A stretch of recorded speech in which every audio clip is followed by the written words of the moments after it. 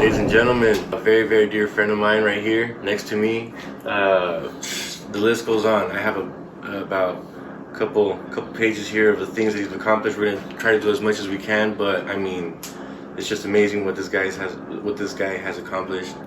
Ladies and gentlemen, Severo Lopez Jr. Thank you. Whoa. See? Bringing the house down already. So this is not working. There it is. We'll set this aside real quick. Yeah. Alright. So, But where were we? where were we? I mean, goodness gracious, we met how long ago? Wow, man. We're looking at over, 11 years, pretty much.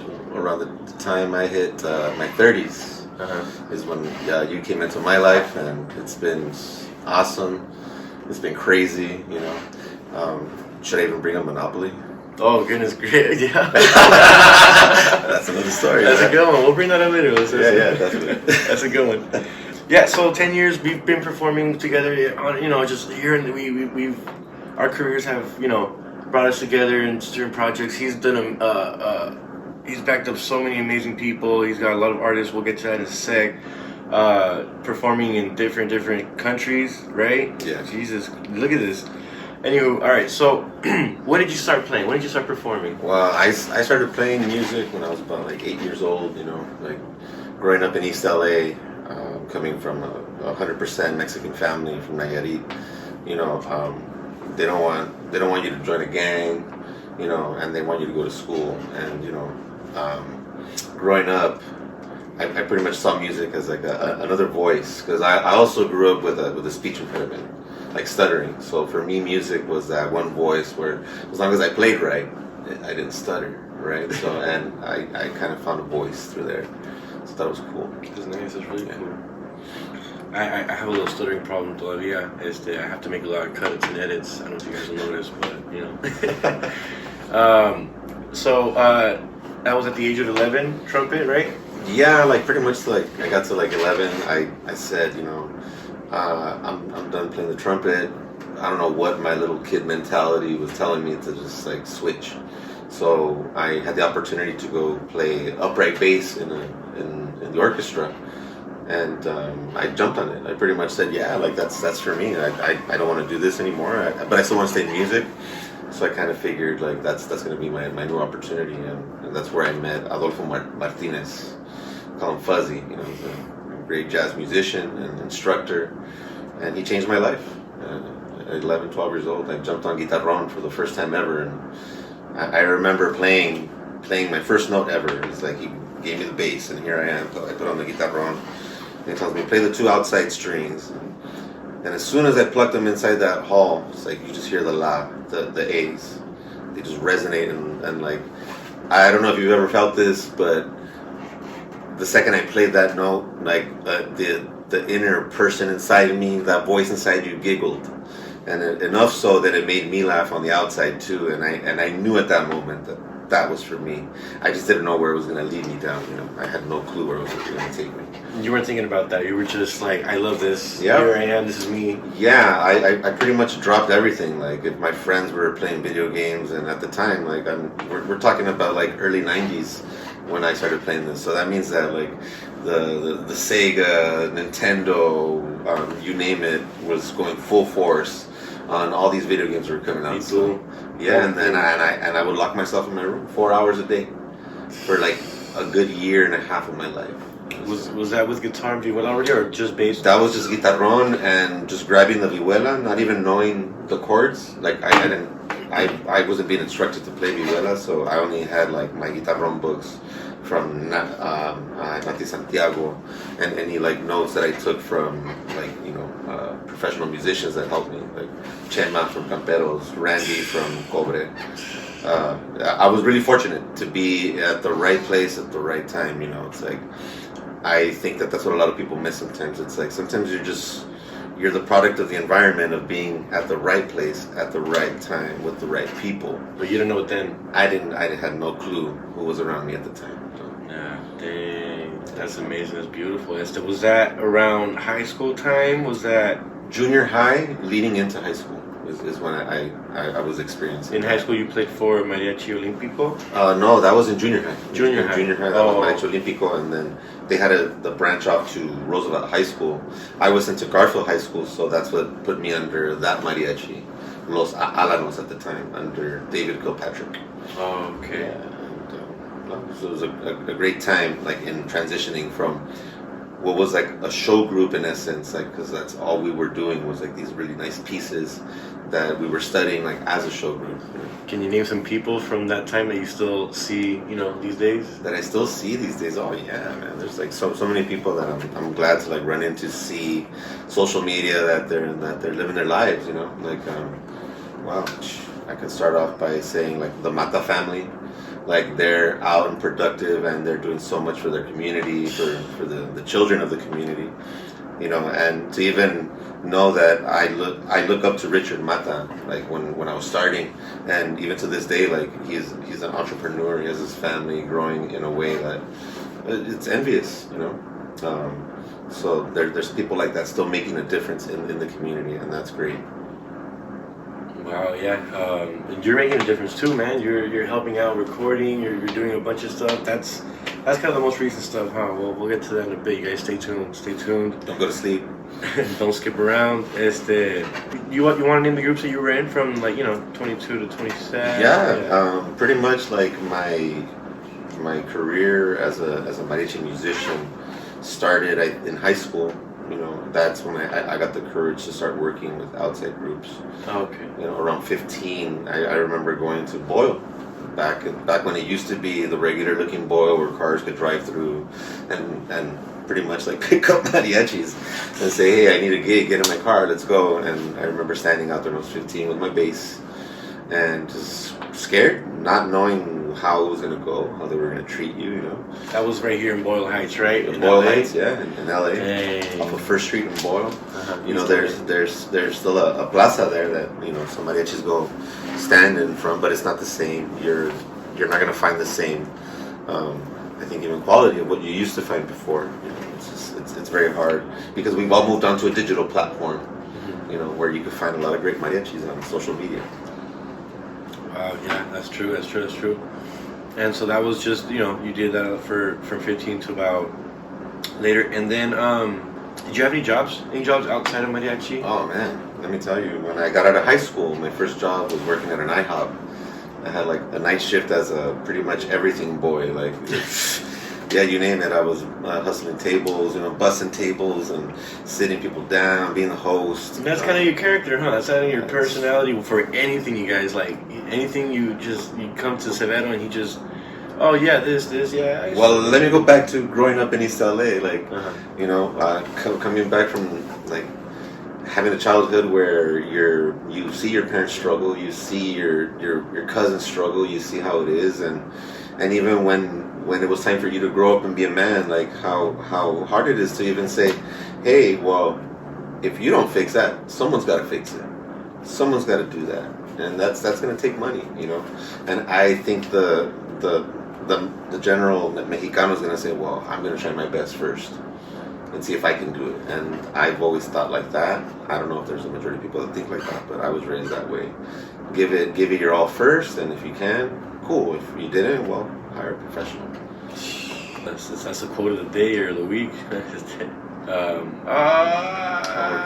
crashing, we're burning. Here you go, man. You got a little juice? I got the backup. Always gotta have that contingency. How much you got? I think, yeah, you're good. We'll juice up this one. Sorry, guys, this is my first podcast. This is the smoothest thing I've ever seen happen, I think. Transition. So we're good. And thanks again, Severo. Thanks again for coming out here. We've had this plan for how long? For about a couple of weeks, couple of months. I want to say even maybe over like a year. I think I've been the one avoiding it. I've never found myself to be, I guess, interesting enough to like be on a podcast. I've been telling him. I've been like, yo, Severo, we need you on the internet. Like he has a very.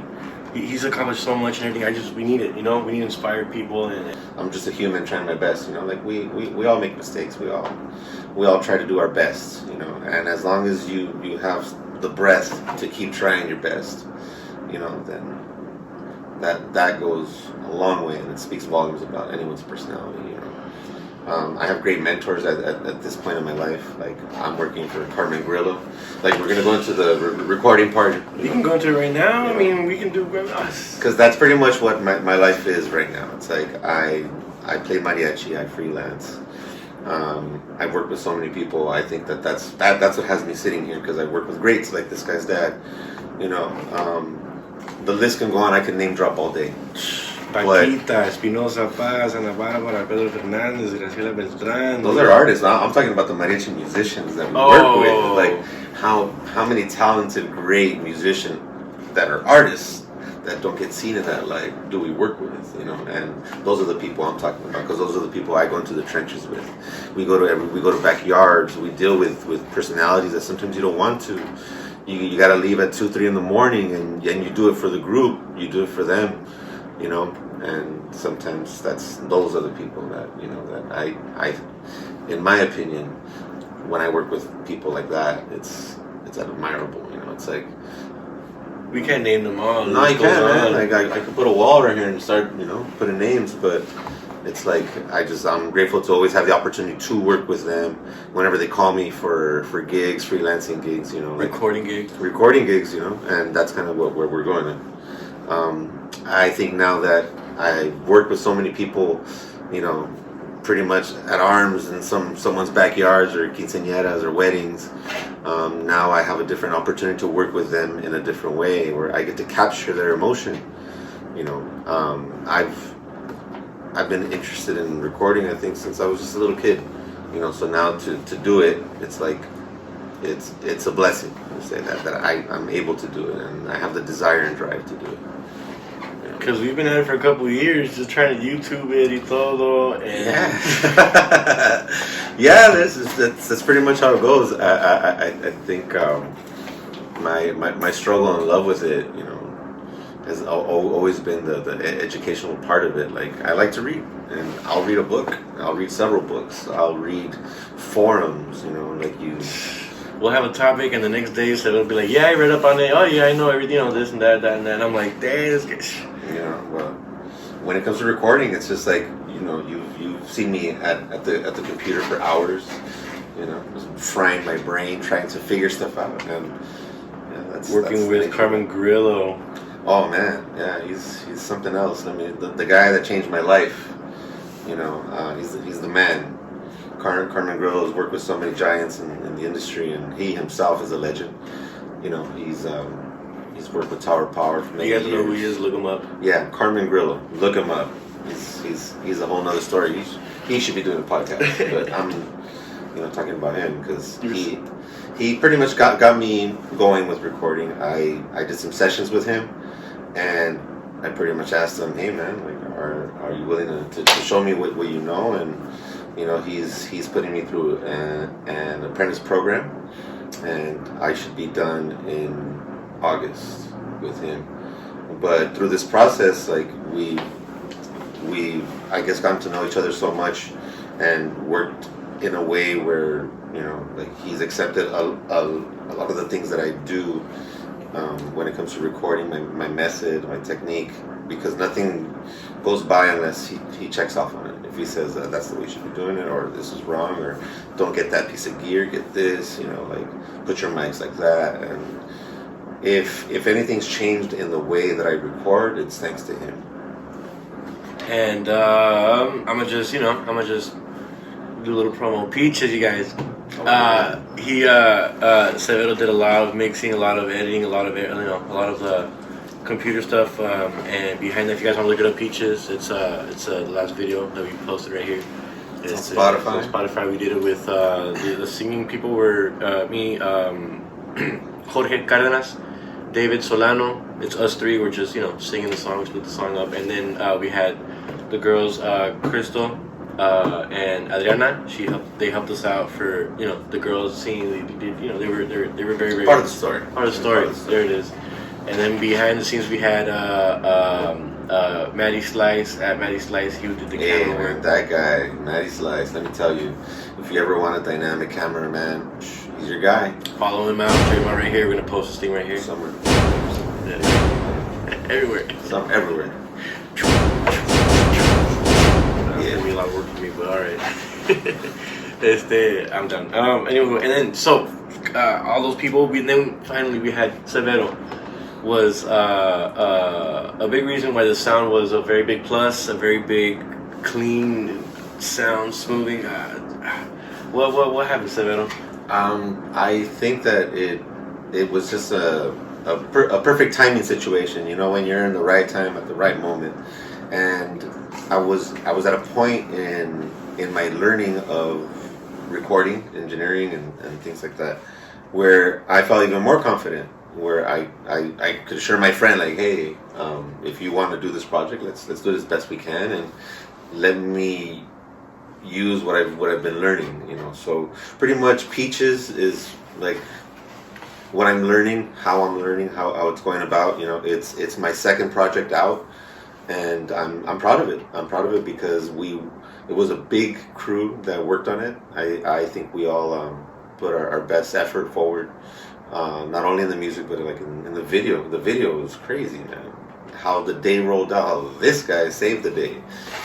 You know, from going to having like no monitoring, this guy found a speaker somewhere somehow. We were about to start. We was ready, and we were like, "Where's the speaker at?" And I'm like, "It's at the house." And then everyone wanted to go home, and I was like, "No, you guys give me 5 minutes." Boom, found a T-Mobile. Boom, I haven't ran in like years. I was sore for like 3 days after that video because of that running. I booked it to T-Mobile. I came back with a little speaker. From there, it was smooth sailing after that. You know, like, the day was gracious enough to give us like overcast. It wasn't too sunny. It was bright. It was bright. It was nice and lit outside. You know, I think when we got to the part when we met up with Maddie. It got even better. Oh, because you filmed the LA part, huh? Yeah. So for those of you that are wondering what I did, I pretty much filmed all the outdoor LA stuff. So if you look at the video, the LA outdoor stuff was filmed with this phone. There it is. There it is. And then all the other stuff, the other 2 scenes were filmed with Maddie's badass camera and lenses. And technique, everything, man. Watching that guy work is something else, let me tell you. You also helped him out with the lighting, right? Yeah, lighting, spotting him so he doesn't run into stuff, you know. It was another learning experience for me, so it was like great. we said earlier, just whatever Severo, you know, he's the jack of all trades in multiple. I kind of see him more like I just try to be the water, you know, just try to fill in the gaps. If there's something you need and I could do it, you know. Como dice Bruce Lee, Bruce Lee, be the water, my friend. Yeah. So that was just the video aspect of it. The audio stuff, you know, he applied what he's been learning to from the apprentice program into Peaches, and therefore you guys hear that amazing sound. I'm very, very happy, man. I've told you off camera, but on camera, bro, man, thank you so much, man. That was a shit. It's the audio was bumping, the bass, everything was bumping, and all the instruments. He mic'd everything. He mic'd all of us. It was just me on the instruments. You were doing pretty much all the instruments except for a couple trumpet parts. A couple trumpet parts I had. Yeah. See, it's on camera. There it is. So I recorded you playing bass. I recorded you playing vihuela, guitar, violin parts. You know, like it was a one-man show. Except for the help of a couple trumpet parts that, you know, we had your Oscar. Mm-hmm. He came in and we'll have him here someday. You know, we tracked him up and he did a great job. And then even getting the singing in was a little tricky because we did the voice of Jorge Cardenas the night of the video. In the middle of filming. So you got to think that, like, okay, well, he's singing a backup track. You know, and he's gonna retrack stuff, but I mean, this guy's such a pro. Like, you know, he nailed it. When it came to showing up to saying, like, look, we have to record this voice track. He came up to the mic, he did it how he was supposed to, and I captured it. I think how I was supposed to as best I could, and that's why we got the magic. We did start how that day started. So we did LA, and then after that, the flow, the mic, you filmed the LA. After that, we met up with Maddie, right? Yes. And then he just helped us out and everything. So for those of you that are asking, yes, this is the outfit I had for the Peaches video. You know, from there we met up with Joey, Greaser Boy Joey. Follow us right here. Yeah, Joey. He came with this beautiful car. Yeah. What was it? A 1962 Buick. It was a Sabre, right? Sabre. There it is. Sabre, yeah. If I'm not mistaken. And yeah, if we're wrong, put it in the comments and correct us, please. That's not right. It's a beautiful car. I mean, I don't think I've ever taken any better picture of any car. Just like being around that beast of a machine was like clean. Wow, it was the vibe, I guess you can say, of the car was coming out. Yeah, I totally dug it, and it made the video a lot too. Oh, like, man. Right, the lighting in the car, the guys, how they were just, posted up in the car. Maddie's vision of how he wanted to capture the guys in the car, I think, was very. Jorge, man. Yeah. Oh, he owned that scene. He was just. Joey might as well give him the car. That's. No, they could share it. Yeah. Weekends, Joey, during the week, what I could go use it. I don't want to take it on Friday either. Nah. No, it was a beautiful car, and thank you, Joey, for letting us be a part of that. Thank you, everyone, man. Thank you, everyone. Thank you, Severo. Thank you, everyone. For that, I was part of that day. It was a beautiful day. It was a long day, and at the end of it, we just had a little in and out, and we were just like, yeah. Well, I mean, it's like that feeling that you get after every project. Like you almost like, it's like we finished. We tracked everything to where we wanted it, and then we recorded all the video that we wanted, and then it was just, that was it. Like, you're at the end of your project. Like, you almost have to say your goodbyes to everyone. Like, wow, like that's it, guys. Like, we're done. Like, we didn't get a group picture. That was my bad. Yeah, next time. Next time there'll be more. But that's the feeling. Like, you almost want to capture what you did at that moment with the people you worked with, because it was something special. It was beautiful. It was something special. I loved it. I was so happy. I was yeah. I had a little tear here and there. But anyhow, speaking of projects, we got a bunch of projects here with you, brother. We got Jesus Recuerdos, Tony Zuniga. We got Jorge Almij. What do you want to start off with? Yeah, man. Okay, well, I just came back from a little mini tour. I was out in Chicago and in Wisconsin. And let me tell you, over there, it's a whole different, I guess, ambiente when it comes to like the regional music, like mariachi, banda, all that stuff.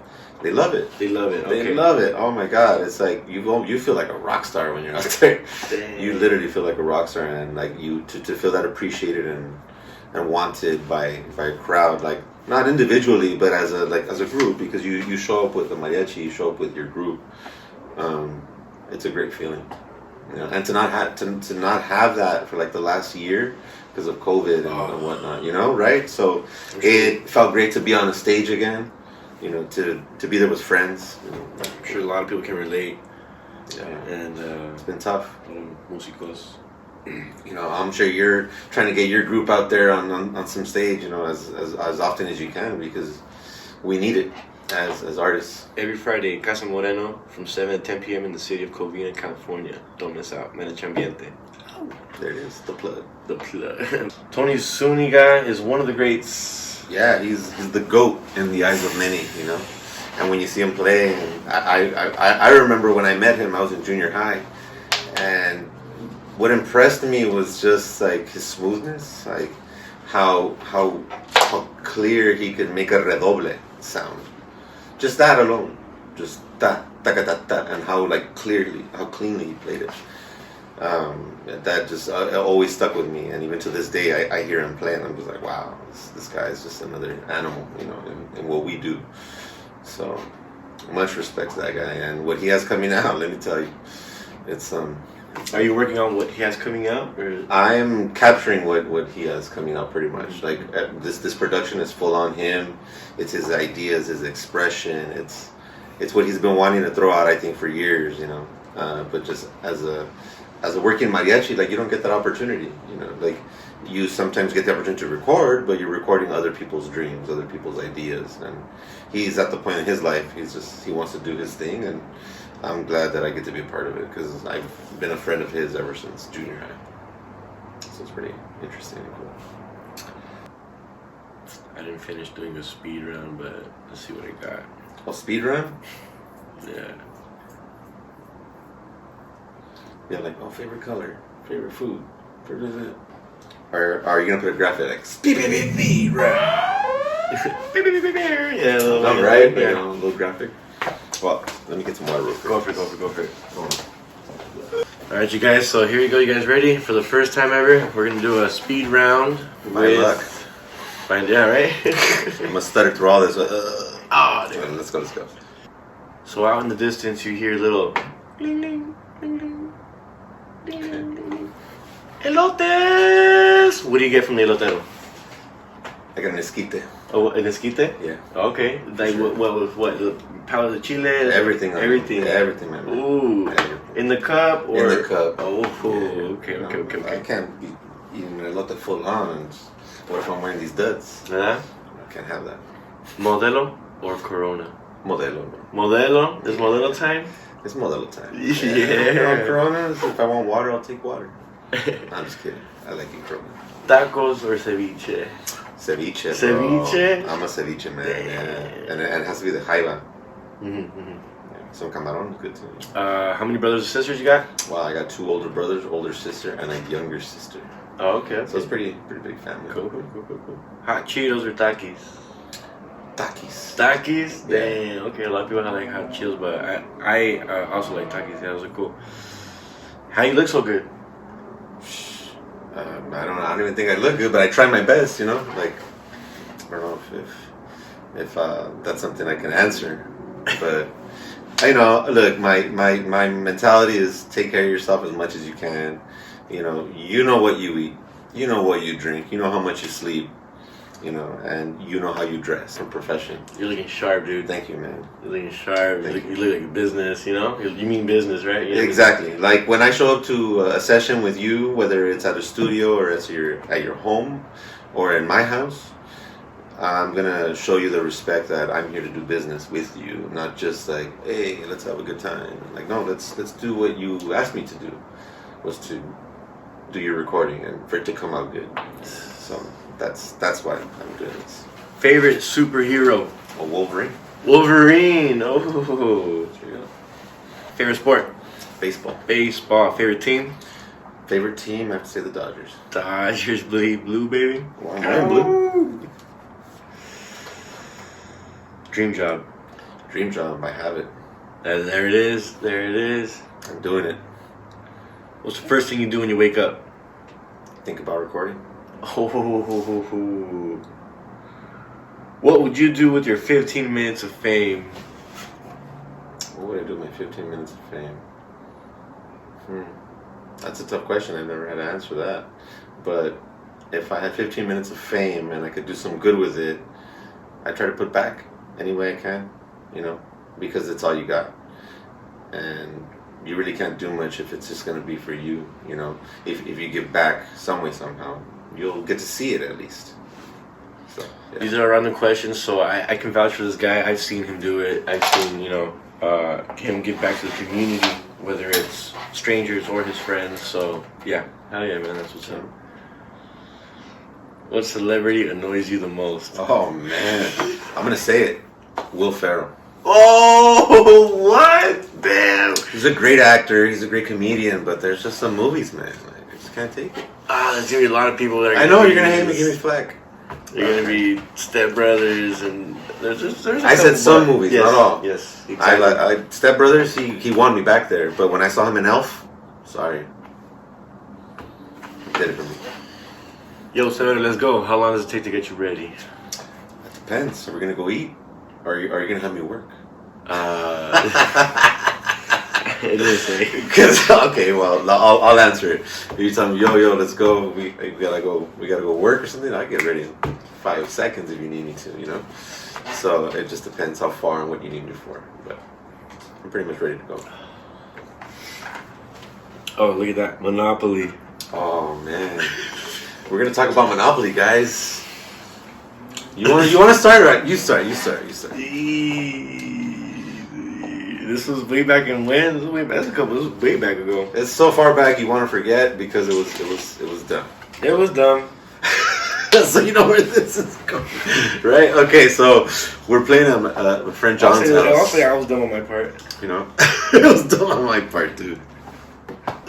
But the name of the game is to, like outwit and just like stress out your opponent, and get the result you want, and the result you want is to win.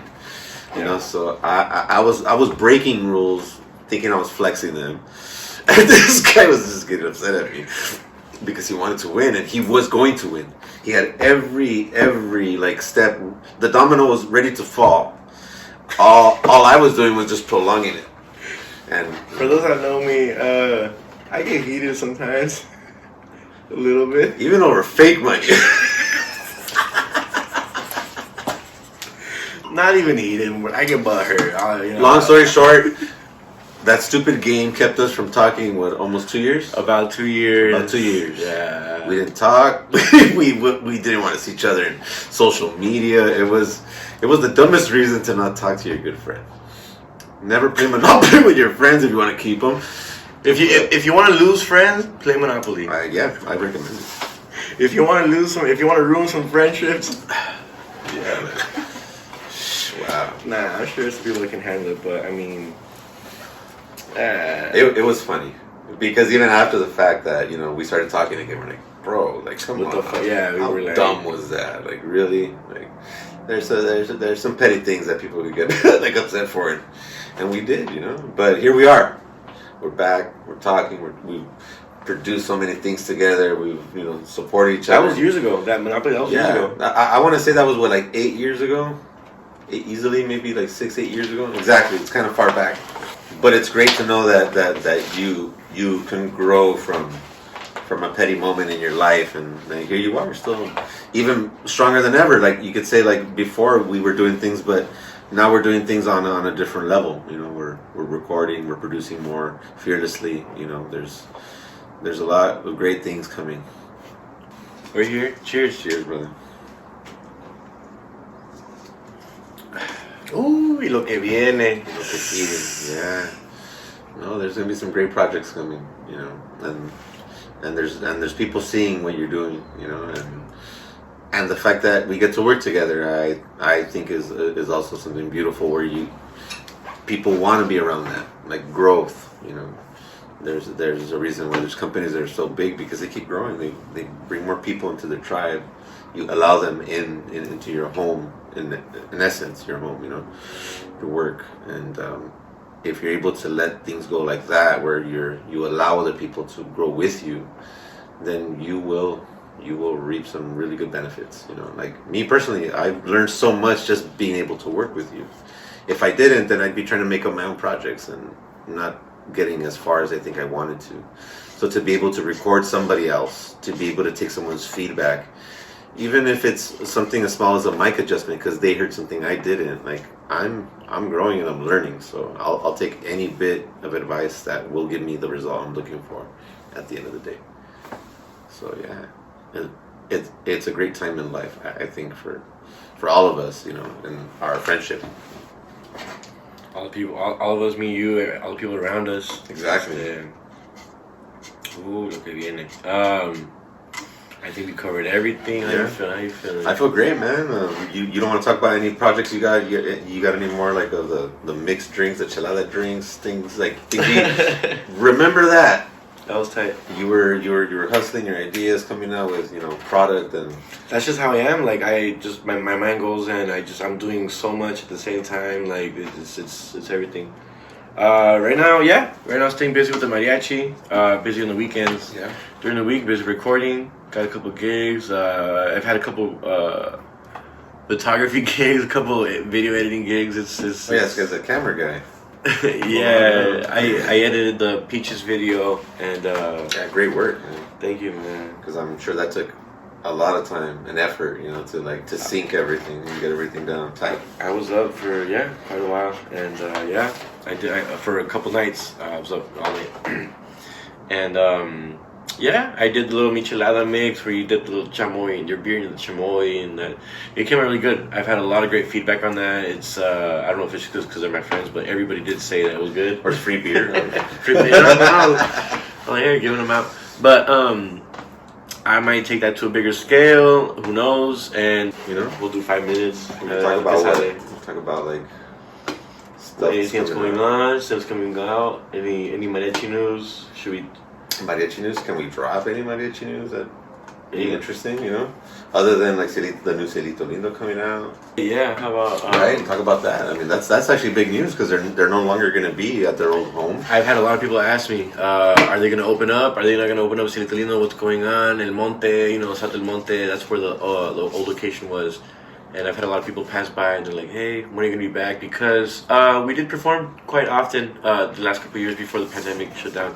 And so people would ask me all the time, hey, what's going on, what's going on, what's going on? And I have had to, tell them that they're going to open up where? In They're going to be in Tustin.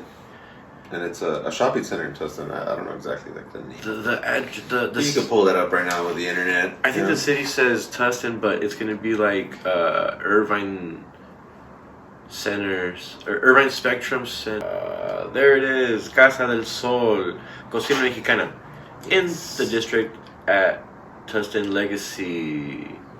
That's their new home. 2497 Park Avenue, Tustin, California, 92782. For those of you that are asking, what's up with Cielito Lindo? It's going to be closed for maybe forever and ever. And opening up Casa del Sol in the city of Tustin, where Sol de Mexico, Mariachi Sol de Mexico, de Jose Hernandez is going to be playing that from now on. Yes. What do you think about that? Any thoughts? Wow. I mean, to take mariachi to a level like that, I think it's long overdue. Why do you say that, a level? Well, because if like you think about where we're usually stuck, it's like they kind of want to put us in bars, they want to put us in these situations, and to be in a neighborhood where you probably wouldn't think that's where you're gonna hear mariachi, it's great. Yeah, for those of you that don't know, where they're at, where there's normally no mariachis at. Exactly. So we're like hitting a different demographic. We're incorporating culture in a place that probably needed it. So it's in a city that it's not normally where there's mariachi, exactly. Yeah, exactly. Like you're gonna introduce a culture to people that probably didn't expect a mariachi to be there. So it's great. Is it gonna be popping? I believe so. I think it's gonna be popping, Yeah, because the city of Orange County, Anaheim, all those surrounding cities, they're known for entertainment. They like to, son bien alegres allá. Mm-hmm. Let's see. Do we have a date? When they're gonna start? Summer 2021. It's coming up, right around the corner. I'm sure there's a date, you guys, but I don't have it. If not, I'll just put it right here somewhere after.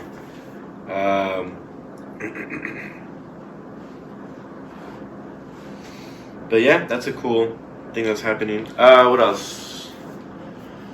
So you got any recent projects you're going to be working on?